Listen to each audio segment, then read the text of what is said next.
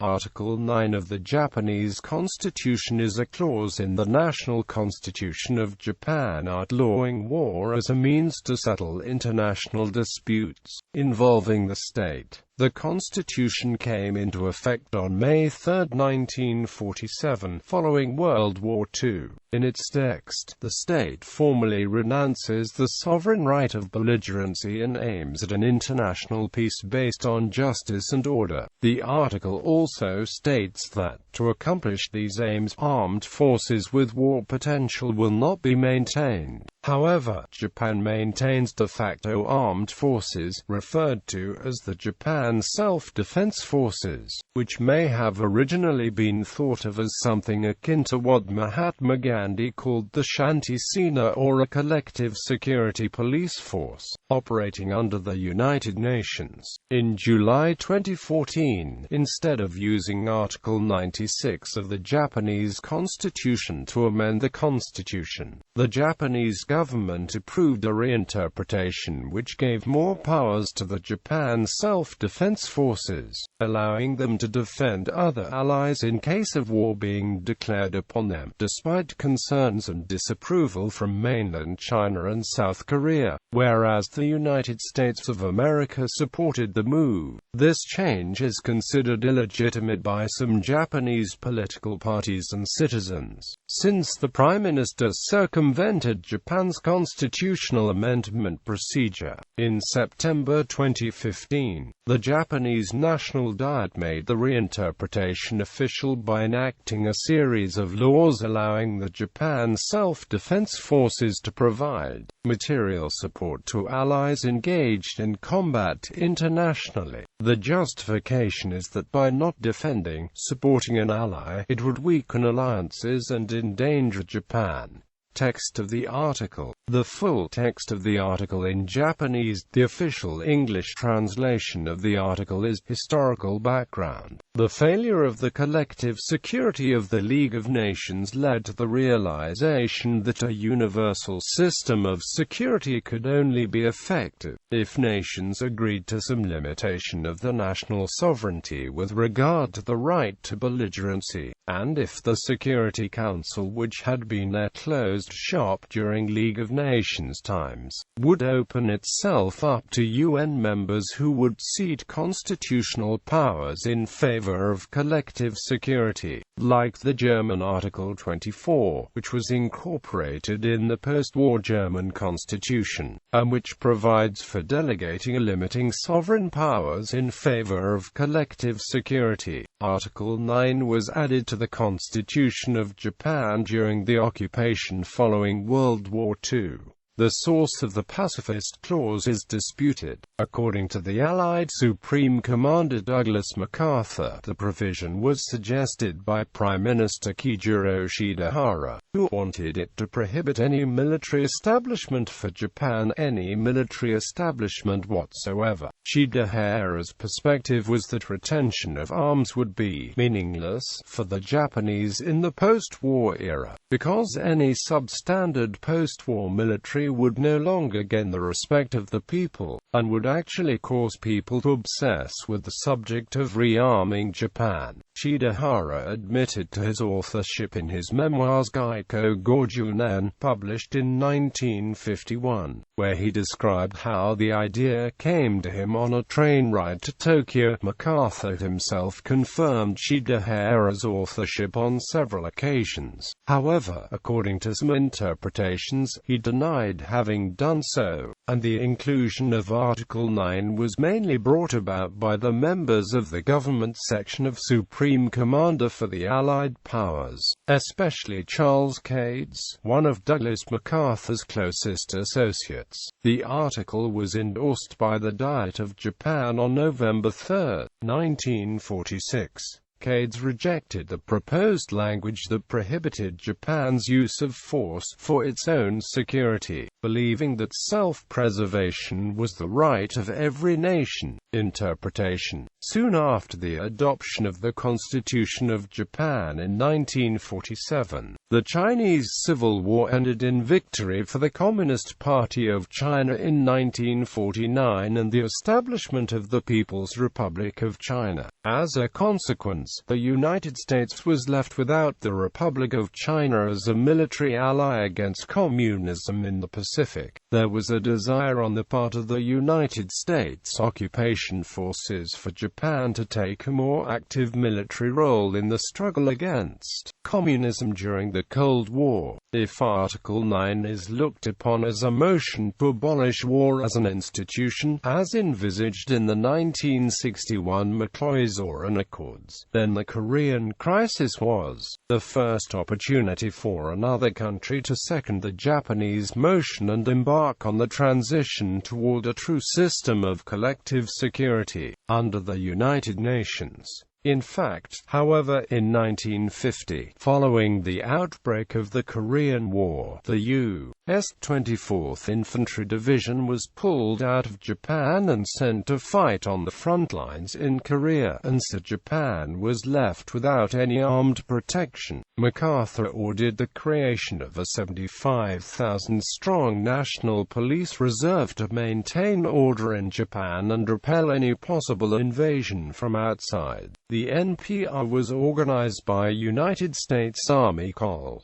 Frank Kowalski using Army surplus equipment. To avoid possible constitutional violations, military items were given civilian names. Tanks, for instance, were named special vehicles. Shigesaburo Suzuki, a leader of the Japan Socialist Party, brought suit in the Supreme Court of Japan to have the NPR declared unconstitutional. However, his case was dismissed by the Grand Bench for lack of relevance. On August 1, 1952, a new National Safety Agency was formed to supervise the NPR and its maritime component. The new agency was directly headed by Prime Minister Shigeru Yoshida. Yoshida supported its constitutionality, although he stated in a 1952 Diet Committee session that to maintain war potential, even for the purpose of self-defense, necessitate revision of the Constitution. Quote, he later responded to the JSP's constitutionality claims by stating that the NSF had no true war potential in the modern era. In 1954, the National Safety Agency became the Japan Defense Agency, and the National Police Reserve became the Japan Self-Defense Forces. In practice, the Japan Self-Defense Forces are very well equipped, and the maritime forces are considered to be stronger than the navies of some of Japan's neighbors. The Supreme Court of Japan has reinforced the constitutionality of armed self-defense in several major rulings, most notably the Sunakawa case of 1959, which upheld the legality of the then-current U.S.-Japan Security Treaty. In July 2014, Japan introduced a reinterpretation which gave more powers to its self-defense forces, allowing them to defend other allies in case of war declared upon them. This move potentially ends Japan's long-standing pacifism and drew heavy criticism from mainland China and South Korea. While the USA supported this move, debate. Article 9 of the Japanese Constitution not only forbids the use of force as a means to settling international disputes but also forbids Japan from maintaining an army, navy or air force. Therefore, in strictly legal terms, the self-defense forces are not land, sea or air forces but are extensions of the national police force. This has had broad implications for foreign, security and defense policy. According to the Japanese government, war potential in paragraph 2 means force exceeding a minimum level necessary for self-defense. Anything at or below that level does not constitute war potential. Quote, apparently when the SDF was created, since the capability of the SDF was inadequate to sustain a modern war, it was not war potential. Seemingly, the Japanese government has looked for loopholes in the wording of the peace clause, and the constitutionality of the Japanese military has been challenged numerous times. Some Japanese people believe that Japan should be truly pacifist and claim that the SDF is unconstitutional. The Supreme Court, however, has ruled that it is within the nation's right to have the capacity to defend itself. Scholars have also discussed constitutional transformation occurs when a constitutional provision has lost its effectiveness but has been replaced by a new meaning. The Liberal Democratic Party has interpreted Article 9 as renouncing the use of warfare in international disputes but not the internal use of force, for the purpose of maintaining law and order.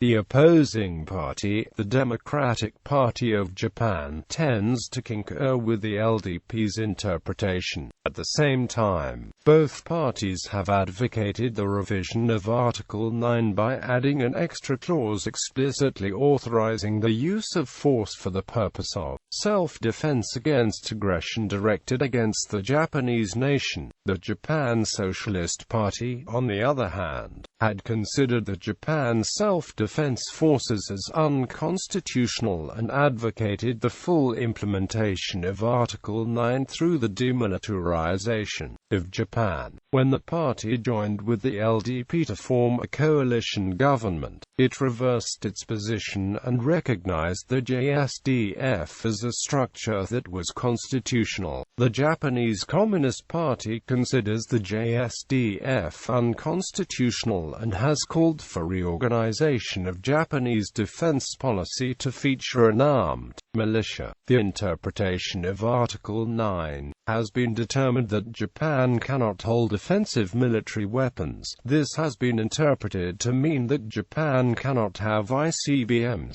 nuclear weapons, aircraft carriers or bomber fleets. This has not inhibited the deployment of submarines, Aegis-equipped destroyers, a helicopter carrier, and fighter planes. Since the late 1990s, Article 9 has been the central feature of a dispute over the ability of Japan to undertake multilateral military commitments overseas. During the late 1980s, increases in government appropriations for the JSDF averaged more than 5% per year. By 1990, Japan was ranked third behind the then Soviet Union and the United States in total defense expenditures, and the United States urged Japan to assume a larger share of the burden of defense of the Western Pacific. Given these circumstances, some have viewed Article 9 as increasingly irrelevant. It has remained, however, an important brake on the growth of Japan's military capabilities.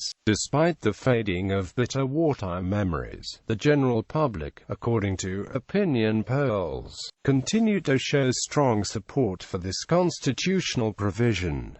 The different views can be clearly organized into four categories. The current pacifists believe in maintaining Article 9 and claim the SDF is unconstitutional, and would like to detach Japan from international wars. The mercantilists have divided opinions about Article 9, although the interpretation is broadened to include the SDF, and believe that the SDF's role should be retained to activities related to the United Nations and for non-combat purposes. They advocate minimal defense spending and emphasize economic growth. The normalists call for incremental armament for national defense and accept using military force to maintain international peace and security. They support the revision of Article 9 to include a clause explaining the existence and function of the SDF. The nationalists assert that Japan should remilitarize and build nuclear capabilities in order to regain pride and independence. They also advocate revision of Article 9 to promote armament.